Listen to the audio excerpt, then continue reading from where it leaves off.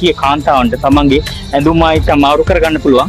එතකොට මේක ඒක ආවරණය වෙලා තියෙන්නේ වතුර කර්ටන් එකකින්. එහෙම නැත්නම් වෝටර් කර්ටන් එකකින් තමයි ඒක ආවරණය වෙලා තියෙන්නේ. ඉතින් එතකොට ඒ පොකුණට පිරෙන වතුර අතිරික්ත ජලය ආපහු පිරෙන්නේ මේ දෙවෙනි පොකුණට. ඔබට මෙතන පේනවා ඇති අර උඩ තියෙන සිදුරු තුනක් පේනවා ඇති. ඒ වගේම ඊට අමතරව මෙන්න මෙතනුත් තවත් සිදුරු තුනක් පේනවා ඇති. එතකොට අර උඩ තියෙන සිදුරු තුනෙන් උඩම පේන සිදුරු තුනෙන් තමයි වැවෙන් වතුර පළවෙනි පොකුණට වතුර මම අර කිව්වේ වතුර වෝටර් ගාඩන් එකක් වගේ වැටලා තියෙනවා. ඊට පස්සේ එතනින් පිරෙන වතුර මෙන්න මේ සිදුරු තුන හරහා මේ පොකුණට පිරලා තියෙනවා. ඉතින් මේ මෙතනත් විශේෂත්වය තමයි මේ වතුර එන වතුර ඒ පීඩණයෙන්ම එකපාරම පොළොවට වැදිලා නැහැ. මොකද එහෙම වුණොත් මේ පොළොව පතුලට වෙන්න තියෙන හානිය වැඩි. ඒ නිසා වතුර ක්‍රමානුකූලව අධියර තුනකින් තමයි මෙතෙට වැටලා තියෙන්නේ. එතකොට අර එන වතුර එන ජල පීඩනය අඩු වෙලා බොහොම සියුම්ම තමයි හරි ලතාවකට තමයි මෙතෙට වතුර වැටලා තියෙන්නේ. ඒ නිසා තමයි මේක තාමත් සියවස් ගණනාවක් තාමත් ආරක්ෂා වෙලා මේ පොකුණ.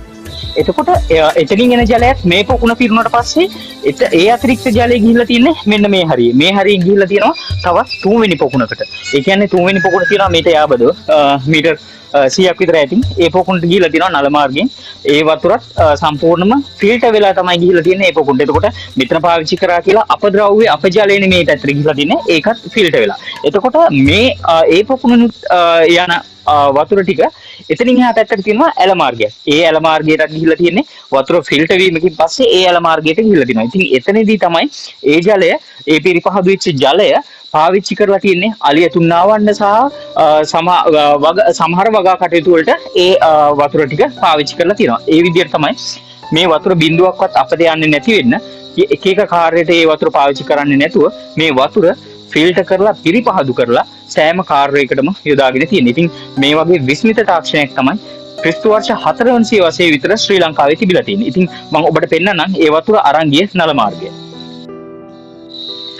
මම ඔබට කිව්වනේ මෙතනින් වතුර අරන් ගිය ක්‍රමයේ මේ අර එහා පැත්තේ ඇල මාර්ගයකට අරන් ගිහිල්ලා තියෙනවා කියලා. ඉතින් ඒ ඇල මාර්ගයට වතුර අරන් ගිය ස්ථානය තමයි මේ විදිහට ඔබ දකින්නේ. මේ කියන්නේ මේ පොකුණ විතරක් නෙමෙයි මේ හැම පොකුණකම මේ වගේ නිර්මාණය කරලා තියෙනවා. ඉතින් මේ වතුර නොකඩවා එක දිගට මේ ඇල මාර්ගයට වතුර පැය 24ම පුළුවන් හැම කාලෙම ගලාගෙන යන්න සලස්වලා තියෙනවා. මොකද අරින් වතුර එනවා. එතකොට ඒ වතුර අරින් සිදුරු තුනකින් එන වතුර තමයි මෙතන එක සිදුරකින් යන්නේ. එතකොට ඒ වුණාම වෙන්නේ අරින් එන වතුර වැඩි. එතකොට